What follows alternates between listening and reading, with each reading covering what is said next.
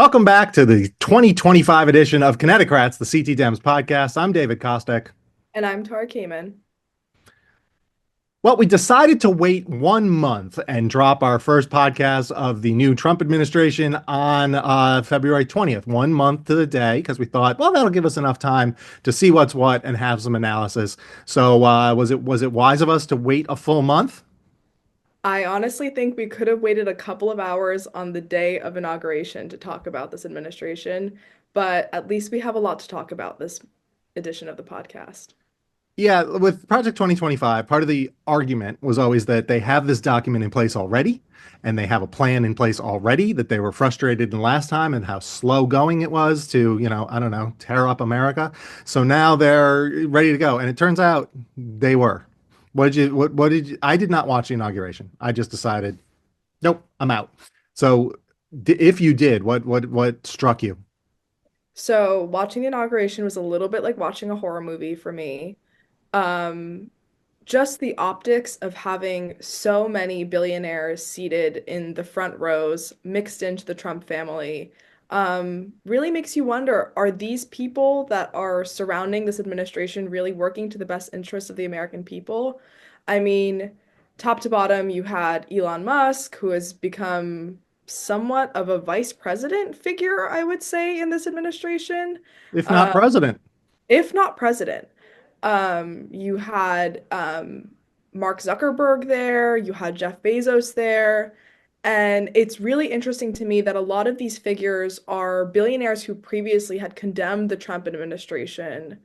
And somehow something happened that all of a sudden we are incredibly friendly with the Trump administration and even changing their own company policies to be in line with the right-wing agenda. So, very disheartening to see and scary for me, I would say. Everything we see coming down the pike also is about cutting away, every imaginable service, including veterans services, Medicare, Medicaid, those sorts of things are coming. Those cuts haven't come yet, but decimating, the all the stuff that benefits middle class and working families, and we know what it's for. It's for an extension of billionaire tax cuts. There tends to be an argument on the right that says, well, Elon Musk, the last thing he needs is more money. Surely he's not doing this to enrich himself. Is there an argument that the one thing billionaires are notorious for is stopping accumulating wealth? I mean, it's in the word billionaire. You don't just stumble upon $1 billion last I checked. If you figure out a way to just find $1 billion somewhere, let me know. I would be very interested in figuring that out. I always Um, keep my eyes peeled at Mohegan Sun when I'm walking along for the $1 billion chip laying on the carpet, because the carpets are noisy on purpose. So they can right. blend right in. So just, pro tip, keep your eyes down, look for the $1 billion chip when you're at one of the casinos. Maybe even get on the ground and eye level with it. Um, but yeah, I mean, the billionaires are successful at making money. That is their primary goal. It always will. It always has been. And the truth is, when you acquire that amount of wealth, there is no amount of giving back that you could do that would offset the cost of exploitation. So, and truth is, there is a place for mega successful people in this country. Do I believe that place is at the inauguration, rubbing shoulders with the president constantly and feeding policy into his ears? Definitely not. That's not the relationship that I have seen between these two groups in a very long time, and it's very reminiscent of an oligarchical type situation. So, I'm really hoping that next time around, this will no longer be the case. After the inauguration, Mr. Trump goes back to 1600 Pennsylvania Avenue and starts signing executive orders. I did not think they would come that fast and furious, but they did, one after another. Among the very first was the federal funding freeze. Not the first, but among the first was the federal funding freeze. We'll talk a little bit in the upcoming segment with Connecticut Attorney General William Tong, who is on the front lines fighting that funding freeze in court and getting a little bit of relief. But it's not even clear that they're following the court orders. What other things that he did in the first, let's say, week shocked you? I mean, I think that the executive order that extended White House control from traditionally independent agencies, including like the Federal Communications Commission and the Securities and Exchange Commission, um, was a little bit scary to me because I think that it allows a lot of room for corruption that previously wasn't there. Another thing that was incredibly terrifying to me was the way in which we are going about Doge as an agency and the fact that Elon Musk is sort of running it. There was tons of data that was previously available for small businesses and people in general about, the size and makeup of towns, income spreads, all that kind of stuff that to me is like very critical information for people to have access to function in society. And all of a sudden, all of that data was wiped, taken away. You couldn't access it. Pollsters couldn't get access to it. And there was a sign that said, due to Trump's executive action, we're going to be doing something to this that is unclear and unrevealed. And that is like a big signifier to me of this administration is willing to withhold information from the American people to in order to further their agenda in any way. And that lack of transparency, I think, is the scariest thing that I have seen from this administration so far. They seem to have a list of words too that they're combing through things looking for. And diversity is a word, climate is a word that's disallowed. People are getting notifications that their research already approved research or whatever on anything to do with climate that I can't use the word climate. It is insane what's happening on the collegiate level with funding being pulled. Right here in Connecticut, $3.4 million was pulled from Sacred Heart University, who were in the process of training 80 new special ed teachers with that grant. Now, that means 80 fewer special ed teachers will be going into Connecticut schools in an extremely high need area over time. It's hard to see who that benefits. It benefits absolutely no one. There was another case where on another podcast I was listening about the word gender being pulled also is affecting gender-based violence programs. So anyone voted for this, understand that violence against women, which was a landmark piece of legislation that was initially introduced and used to be reauthorized with 100% or nearly 100% of senators and representatives every time it came up for another vote, slowly started losing Republican votes. And now we're at a point where they're actually pulling funding to reduce gender-based violence around the world. This is part of a USAID thing. Don't want to get too much into the details of it. But the bottom line, we're finding that once you start looking for individual words, thinking that you're going to catch, I don't know, the DEIA boogeyman or something, what you wind up catching are a whole lot of other programs, a whole lot of other things that enjoy incredibly wide support. The question for me becomes, will there be a political price for all of this that Trump himself or Republicans in Congress and at lower levels suffer? What truly confuses me about this is I think about this party censoring so many words and languages and ways that we think about things. And then I'm like, wasn't this the party that was against cancel culture and against people feeling worried about the way that they speak? And now all of a sudden they are in the presidential administration and it's time to ban all the words and all that kind of stuff. So that actually doesn't make sense to me. And then also on the higher education side of things, this is something that's very near and dear to my heart because I study sociology, I study political science. We need this language to describe the concepts that we speak about in class. And if my professors feel scared to say these words in a lecture or whatever due to consequences that they might face, that is going to seriously impact generations of people who are studying these sciences that are incredibly important to the way that we function. And I mean, it's sad because I feel they feel threatened because a lot of higher education institutions tend to lean liberal in some senses. But at the same time, if the most educated people in this country tend to lean liberal, doesn't that say something about, the state of the world and the way that we should be treating each other? So I don't know. Another low light of the last month was took place in the various confirmation hearings. The Kennedy confirmation hearing, of course, got a lot of headlines, but one that flew a little below the radar was for Secretary of Education, with Connecticut's very own Linda McMahon being named to that post.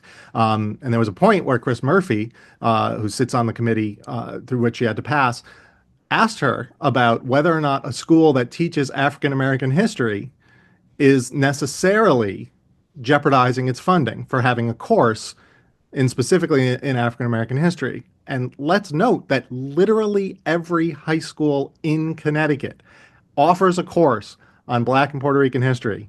So we're talking about literally every public school in Connecticut. I'm sure Chris Murphy knew that when he asked the question, but he didn't phrase it that way.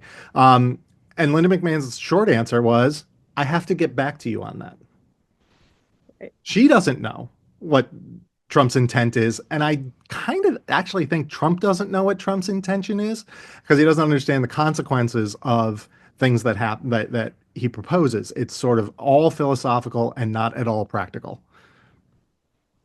And even with the way that he goes about those executive orders, I mean, executive orders aren't they function, I guess, but they're not real legislation. Like it's not when you actually want to change the government, when you want to change the structure, you don't go through it with executive orders. You get your hands dirty, you make deals with people, you negotiate, you do the dirty work of government, and you make genuine changes. And to me, what's confusing is he's doing a lot of things that are incredibly upsetting, but are also fluff. And it makes me question what the genuine intention of this administration is going to be moving forward if a lot of these things are culture war issues that he's targeting to inflame his side rather than actual governance. I also want to talk about his withdrawal from the Paris Climate Agreement and exiting the World Health Organization. As the largest economy in the world, we do have a duty to the rest of the world to protect our planet, not just for them, but for ourselves. And also with the World Health Organization, the United States directly benefits from the fact that there is a vast network of nations invested in making sure that we don't all die of a mysterious illness, cough, cough, COVID-19. So I just really hope that the repercussions of these actions don't come so far down the line that we don't make the obvious connection that it's due to him withdrawing from all these groups. It also jeopardizes our role in the world. So the United States funds an enormous amount of work through the World Health Organization, through USAID, to provide food assistance, to provide medical assistance. Something like 20,000 people get retroviral HIV treatments through USAID, or at least did until last week. What's going to happen where, AIDS epidemic in a lot of parts of the world was coming under control. Let's say that it was not growing as exponentially as it was prior to, frankly, the Bush administration's use of USAID to tackle that problem. And now we're going to lose all of that and lose the reputational advantage, the goodwill that engenders, because people aren't going to be like, well, at least I got some treatment for 10 years. That was great, thank you. No, it's they cut me off, and now I'm going to die, and that's going to happen. People are going to die as a result of these broad brush, brutal attacks that Trump has made on U.S. institutions and global institutions. That is a fact. I also wanted to touch on, there's just so much to talk about, but I know. the deportation and the way that they have gone about all of that. To me, it was interesting. I am studying abroad in London right now, and we were talking in one of my classes about the parallel between the mass deportation of immigrants, coupled with the rollback of, sorry, women's health accessibility and the access to abortion, and how that is really scary to me personally because I feel that that is uh, artificially taking us way back to a time of like the very traditional family in which women didn't really have a choice whether or not they wanted to have children. Um, and also is kind of in line with this fear of like the white replacement theory that conservatives have been pushing for decades upon decades, and using immigrants as a sticking stone to blame literally anything and everything on. So I'm really hoping that moving forward, there is some sort of retaliation against these mass deportations because they truly are incredibly inhumane. And it's sad to see that we even have had ICE officers in New London walking around, which was incredibly scary for a lot of the kids who go to my home university, Connecticut College. Um, so very scary stuff there as well. That all remains to be seen. Right now, one thing standing in the way of all of these efforts are the courts. Are the courts going to hold? Are the judgments going to be honored? And what are the sort of major things in play? Well, we invited Attorney General William Tong to join the podcast to talk about exactly that. He's been our Attorney General since 2019, having won the 2018 election. He lived through and worked through the first Trump administration a little bit, and that's where we start our talk. This is Attorney General William Tong on Connecticut. It's a CT Dems podcast. You were first elected in 2018 to Attorney General, and that is the midpoint of the first Trump administration. Can you compare and contrast the last Trump administration to this one from your point of view as Attorney General? So first of all, thanks, Dave, and thanks everybody who's listening. I represented you, Dave, in New Canaan. I'd been traded to Darien by then, but I was at one point the state representative for Stamford, New Canaan, and then Stamford, Darien. Here I am in the glamorous public room here in my office building. I wanted to make sure that I didn't do this from my office, so I'm doing it from a public space. So if there's a weird vantage point, I hope everybody understands. But to answer your question, what have we learned? We learned and have confirmed that Donald Trump and his minions are capable of great cruelty.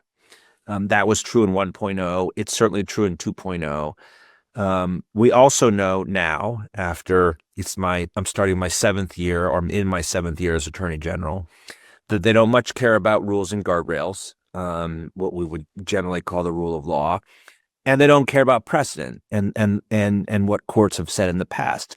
See the Dobbs decision, and Bruin and so many others. So from 1.0 to 2.0, I think we know those three things: that they're capable of great cruelty, that they don't care about rules and guidelines, they don't much respect the rule of law and precedent. But this time, it's turbocharged, it's on steroids. They're much more aggressive. They're much less willing to wait and see, and instead blow right through rules and guardrails and constitutionality. So let me give an example. I've had a lot to think about birthright citizenship. That was our first lawsuit because that was one of his first executive orders. It was the most ready and ripe to be sued on. And as you know, and people in this state may know, without birthright citizenship, I'm not on this call. I'm not on this podcast. I'm an American citizen by right of my birth on American soil in Hartford Hospital. And his action to ban birthright citizenship is so utterly lawless and unconstitutional. I would say to my Republican friends, what if, let's just say, for example, there's a Democratic president, and the Democratic president said, you know what? People can't own guns, or they can't carry guns. People would lose their minds at a pronouncement so utterly unconstitutional, and against the very language of the U.S. Constitution, the words. And so it is with birthright citizenship. You just need to read the words in the 14th Amendment. You're born in America. You're an American. That's the end of the discussion. Yeah, and the plain text is right there for me. Like I have zero legal training, but I can read 2 or 3 sentences and come away understanding exactly what it means. And I can look back, about 100 years ago to more than that, 120 years ago to precedent that was set a long, long time ago. Everyone born in the United States is a citizen of the United States. It's as clear as day. And yet, why am I afraid that some of these justices, if it does reach the Supremes, may wish to dissent at least? I'm personally confident that would be a majority, and a significant one, 7-2, some should be 9-0, shouldn't it? Yeah, I mean, I don't even know why they would take this case, honestly, because it's so on all fours, as we lawyers say, on all fours. It is Oh, clearly unconstitutional. I would say to Justice Gorsuch, who is a textualist and a legalist, right? Just read the words, Justice Gorsuch. I would say that to Roberts. I would say that to Kavanaugh. I would say that to Coney Barrett. mhm. I think there are a couple of justices who are just going to go the other way because they are. But I don't know. I think it is so obvious on all fours again that it should be 9-zip. And I don't even think they should take the case because it's not worth their time. It's so wrong. In which case a lower court finding would hold, right? Correct. All right. So that brings me to the constitutional crisis question, right? We're A in. lot of these things have been, there are, I don't know, 9 or 10 different lawsuits on 9 or 10 different issues. 8 of them have, legally stopped the Trump administration from proceeding, even if they seem to be proceeding anyway. So we get to this question of, it came up in Watergate. What happens if you don't follow a court ruling? Is there any backstop for that beyond relying on Republican electeds to do the right thing with impeachment? Like, is there anything you can do if Trump or Trump administration broadly says no, we're not Backstop. The backstop are the people, and we are a big and incredibly diverse country. If this was Denmark, no pun intended, or some other small European country, this might be over already. He might already be in control, and we might already be in an authoritarian state. But God bless, America is a federation of 50 sovereign states. Let's do common law in 30 seconds. Okay, constitutional law in 30 seconds. My professor, Barack Obama, would be very proud. This is still the sovereign state of Connecticut, where you and I are sitting right now. That means Connecticut gets to live the way Connecticut wants to live, largely. That's why we have a governor, a legislature, an attorney general. That's why we have our own criminal laws. That's why I live in Stamford. And, Westchester County Police can't come into Stamford to enforce New York law because it doesn't apply in Connecticut, right? So we are the sovereign state of Connecticut, bound together by our consent in a federation known as the United States of America. That's where the principle of federalism comes from. It's that federation. And we delegated limited powers to the federal government. And so we still get to decide what happens here in Connecticut. And we delegated limited powers, for example, over immigration, which is why this is a really tough moment on immigration, because the federal government has broad power and authority. But if he doesn't comply, then we have to. If he doesn't comply with a court order, we all have to rise up and demand it. And there's no other answer. Yeah. After that, and so this reminds me of my first day in law school, or maybe the first month in law school. I remember asking in a class. I think it was Professor Curry's class. I think it was contracts for some reason. And or maybe civil procedure. And I asked a question, this very question. There was some discussion about a court order and compliance by the executive branch with the court order. And I said, well, what happens if the president doesn't comply? And he said, what do you mean? And I said, well, what if a court issues an order and president says no? And Professor Curry said, that's a constitutional crisis. Yeah. Which is where we are. We're in a crisis right now because they're not fully compliant with all the court orders that we have secured, for example, against the funding freeze. And what's really dangerous is what the president and the vice president have said in the last few days. That's right. The vice president said that basically judges can't tell the executive branch what to do or the president what to do, which is so utterly wrong.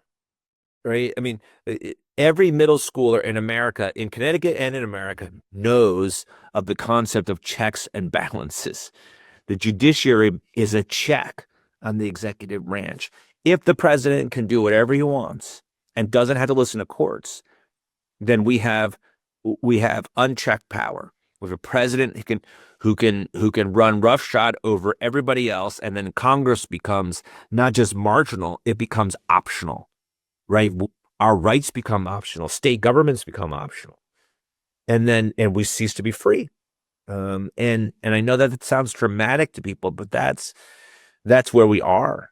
And that's the tremendous risk that the president poses to us. When the president said the other day that he who what did he say? He who saves his country is bound by no law, or doesn't violate any law. That's those are the words of somebody with utter disdain and disregard for our constitutional order. I mean, the only close precedent I know of is, right around the time you and I were born in the Watergate scandal. And I think ultimately Nixon complied, right? The big order was about releasing the tapes. Yes. And ultimately he complied, and this question arose. I think we're so far beyond that level of an order. I guess those orders haven't come yet. It's terrifying. That's terrifying. Civil War, 660,000. Yeah, I know that's the other precedent, right? Right. Yeah. And this is a precedent, Marbury versus Madison. So to our listeners, if you want to Google it, and have a coffee and read it in the morning, it establishes the foundations of judicial review, right? The right of judges to review the actions of other government officials and to tell them when they're wrong. Mm-hmm. It's beyond bedrock in our country. Without it, there's no democracy. Yeah, on social media, I don't know who it was. It may have been Vance said something about like, who says this is true? And Jim Himes replied something like, glad you asked. Or it was since when? He's like, glad you asked. And he gave the date of Marbury versus Madison. Yeah, it is. He knows better is the thing. Yeah. He knows better. That's true. Let's go to specifically to the funding freeze, because this directly affects so many people in Connecticut and literally everywhere else. You joined with other attorneys general and filed a suit straight away, got a good ruling to stay that decision, to impound, if that's the right word, funds and refuse to spend it, and begin in even firing people and all this. Yet it seems to be continuing. We found out that Sacred Heart University had a allocation pulled to train teachers, around $3.4 million, that was going to train up 80 new special ed teachers here in Connecticut. That's one example among, I'm sure, thousands nationwide. So if various branches of the federal government continue to be refusing to allocate money that has been appropriated through Congress, signed off by the president, what happens next? The American people suffer is what happens next. I did a radio show this morning, and I think there's some people who think it doesn't apply to us. Elon Musk called the American people the parasite class on X, and I hate talking about Elon Musk and legitimating him, but he's so front and center in what is so lawless and unconstitutional that you can't avoid him and his misconduct and his breaking of the law, frankly. But we're not parasites. We're the American people who live in a community in which we take care of each other and look after each other. That's the whole point of, frankly, being in a civil society and organizing a government and arrogating ourselves. I say that because we don't always meet the standard. We arrogate to self-government. We think we can handle it. and we've given ourselves that responsibility. Not so sure how we're doing right now. It's more than a little bumpy, but this affects everybody. Okay, if you have a kid so there's people on the radio show, I got a sense that there are people who think that it doesn't apply to them, right? That they don't take from the federal government. They don't take from the state. They don't take services. And so I guess these are people that don't have kids in school. They don't drive on roads. They don't need police officers and firefighters to respond when something happens at their home. They don't get Social Security. They don't expect to use Medicaid or Medicare. It's just absurd and preposterous that these people, maybe there are a few sovereign citizens who think that they're totally inoculated from the civil state, but even those people, by the way, have to navigate their way down the street to go buy food and back to their home. And so all of this affects everybody in every corner of American life, which is why, like, sometimes, Dave, I think we get in the weeds, separation of powers and, the Appointments Clause and the Administrative Procedures Act. And, you know, uh, just stop, right? This is a war on the American people. And the reason why, when Donald Trump's acting director of the Office of Management and Budget, when he issued his memo freezing all federal funding Monday night, okay, 3 weeks ago, uh, by by by Tuesday midday, he had rescinded his memo. They were still freezing funding, but he had rescinded the memo. Why?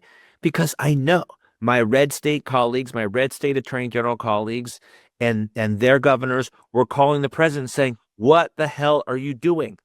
Because red states are, on a percentage basis, far bigger takers of federal funding than we are. Yep. We give more, but we don't take as much as they do. And you were recently elected to the chairmanship or the head of the not Democratic, the Attorneys General Association of America, something like that, right? Help me out. What's the name? Yeah, so I'm the president-elect of the National Association of Attorneys General. There you go. So that's Republicans and Democrats, right? So Republicans and Democrats, and why is that important? Because I'm on the front line now with Tish James and Andrea Campbell and Rob Bonta, and we're fighting tooth and nail to stop every unlawful and unconstitutional action the president undertakes. And, people have said, well, the president's flooding the zone. Well, Democratic attorneys general are flooding it back. And in many ways, we are the first and last line of defense. And I know some commentators have said, is that all we've got? The courts? Yeah. In some respects, yes. That's what we've got. Courts right now. Because we don't have Congress, and we certainly don't have the presidency. And in some sectors, we worry about the courts too. But we're in a really tough spot. Except, I will say this: it's still important that Democrats, Republicans work together, because we're still a federation. And I went hunting with a few of my Republican colleagues. We went bird hunting. When I was there, well, actually, when I came back, I was in D.C. and a chief deputy attorney general to a Republican colleague of mine said, "William, why did you go hunting with 3 or 4 Republican AGs? A few of them were pretty extreme. Like, why did you spend all that time with them?" And I said, "To hold the union together." That's where we are, folks. Yep. Thank you for joining us today. Thank you for doing everything you're doing. I'm so grateful that, Connecticut is what it is, as our full federal delegation of elected Democrats, each of whom are starting to really carve out a spot here in this long, protracted battle to preserve the union and to preserve the way of life that we've come to expect. I feel like a lot of ways this Trump administration is trying to undo the second half of the 20th century, if not the entirety of the 20th century. And I know that what you and they are on the front lines defending it. So thanks for that. You were the first guest on podcast episode number 1, and now you are the first guest on the video version. All right. The Connecticut Dems podcast. So you're like Bill Murray to my David Letterman, if I could be that bold. You're always there on the first show. Thank you. We appreciate it. And put some Caddyshack next time or something. That's right. Bring a clip. Next time we'll ask you to bring a clip. All right. Good. Have a good one, Dave. Thanks.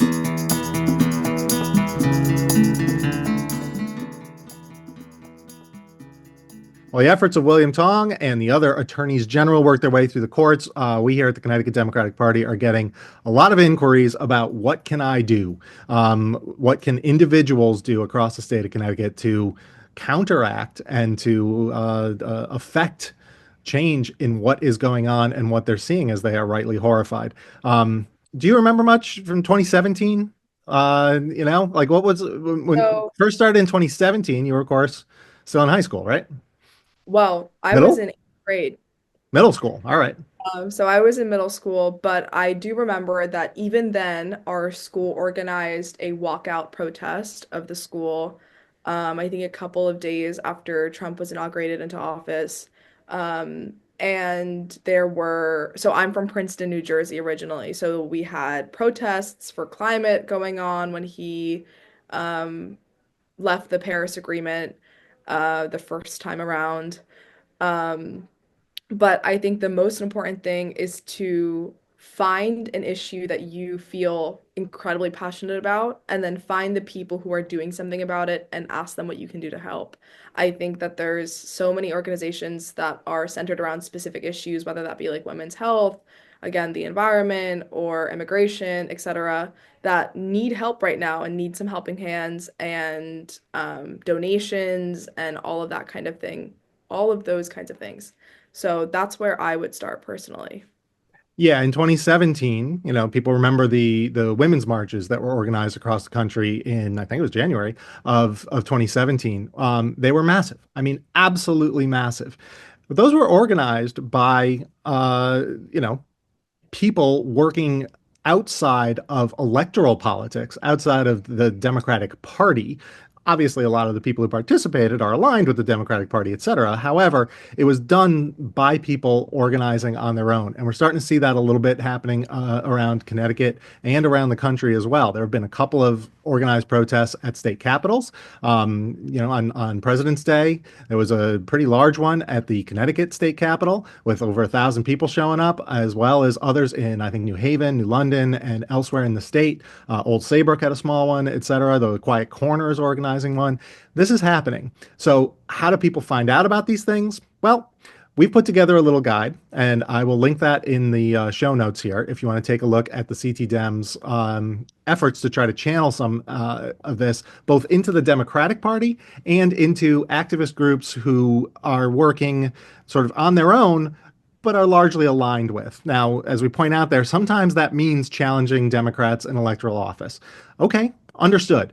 But most of the time, that's going to be fighting back against this horrific Trump agenda and this actions that we're seeing that are really targeting the most vulnerable people. As you said, get involved with the ACLU, get involved with Planned Parenthood of Southern New England, get involved with IRIS in New Haven, which is the Immigrant and Refugee Services organization that frankly just lost an enormous grant. They were resettling, I think, 800 refugees, mostly from Afghanistan, people who helped us in the context of the wars there, who need to flee for their lives. And they were going to be resettled into Connecticut in the area. IRIS was organizing that, and they lost millions and millions of dollars in the grant money to support that. IRIS needs your help. Lots of people around need your help, and that can be your time and that can be donations. I think the biggest thing is realizing that this is not just political anymore. It's about people helping other people. So if you can be of service in any way, that would be incredible. And also staying hopeful to some extent and clinging on to the little bits of security that we do have set into place in our very beautiful but complicated governmental systems. But yeah, I'm hoping that next month we don't have, or next time we release an episode, we don't have as much to talk about. Well, I do too. Another thing you can do into that state of staying hopeful is finding your people in your area. There are meetings going on in person. First of all, there are Democratic Town Committee meetings in every town happening. The way the Democratic Party is organized is there's a national party, there's a state party, and then there's local parties. In Connecticut, those local parties are organized by town. So you can check out ctdems.org/DTCs.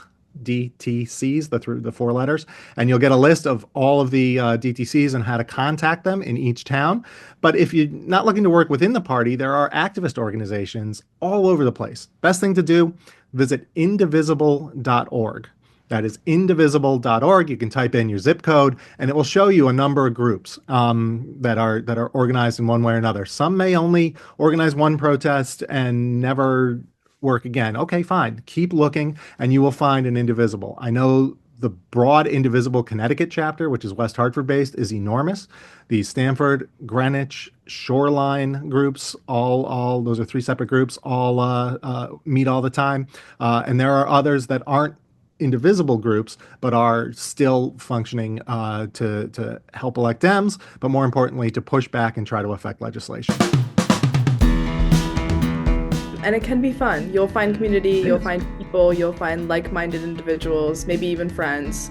So it'll be a good time, if not a little bit disheartening. It is. It's the difficult work that people started in 2017. We saw a lot of people get activated then. And I'll tell you what, a lot of the people who first raised their hand and stepped forward to, hold up a sign on the side of the road or to attend a protest in 2017, by 2019 or 2021, they were some of the people running for their boards of education. They were some of the people who became first selectmen. These are people who got activated by as a reaction to Trump 1.0. The same thing's going to happen again. We, the Democratic Party, are always focused on winning the next set of elections. We have local elections coming up in every town, and right now, your DTC is interviewing people and sort of reaching out to people to find those candidates who will be on the slate. We want to field a full slate in every town, which is hard to do in some towns. So we want to make sure that if you want to get involved, reach out to your DTC or just email info@ctdems.org, and we will do our best to get you in touch with the right people. I guess what I'm saying is there's hope. So where there's hope, there's work to do. So let's get to it. Let's get the work done. We will be back in a couple of weeks with the next edition of the CT Dems podcast. Please like the podcast, share with your friends, share a link, drop a comment, drop a review. Do any of those things. Let's start promoting this too to get our message out as best we can. And you get your message out as best you can on your social media channels. Like, comment, all of those things. We appreciate the reviews. I think we have 6 5-star reviews right now on Spotify. I would like to see that go up to like 10 or 20. That'd be great. All right, so we've now set a goal. We will check in with a goal next time on Connecticut's CT Dems podcast. Take care.